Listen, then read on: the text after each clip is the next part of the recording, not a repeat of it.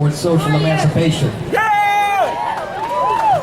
Our commitment is to the right of return for Palestinian refugees, the ending of Israeli colonization of Palestine, and an end to U.S. military dominance of the region, which Israel plays a crucial part in. Stop funding Israel! Stop funding Israel! The state of Israel's historic and ongoing ethnic cleansing of the Palestinian people from their land contradicts and betrays long histories of Jewish participation in our own and collective struggles for liberation. We reject Zionism's cynical exploitation and manipulation of histories of Jewish persecution and genocide to justify the colonization of Palestine and ethnic cleansing of Palestinians. And we recognize the struggle against racism, imperialism, and class domination also means struggling against Zionism, and Zionism has been a product of and allied with these forces since its very inception. IJAN is here today because Israel and Zionism have been and remain intimately involved in urban shield and in the intensification of policing and surveillance right here in our communities, as well as in the broader globalized militarization of which this is just one part.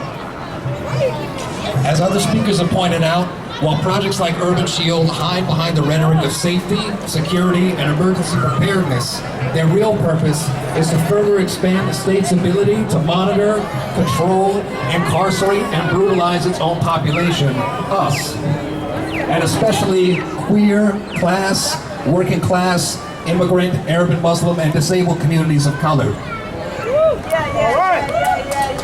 Israeli security forces have participated directly in Urban Shield in years past, and this year they still have vendors that are supplying police with weapons for their war games. Companies like Safariland that has used tear gas against the Palestinian people. Safariland?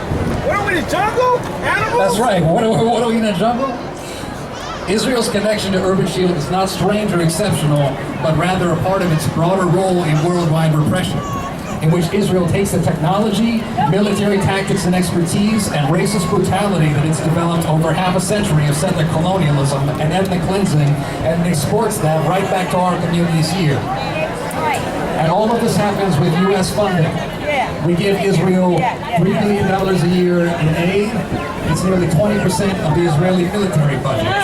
Stop funding Israel! The former police chief of St. Louis County Police Department, which has been ruthlessly working to suppress the ongoing rebellion against white supremacy in Ferguson, participated in a so-called counterterrorism training in Israel, which we can understand as training in the tactics involved in a racist military occupation. The Oakland Police Department has themselves trained alongside Israeli border police in previous Urban Shield exercises.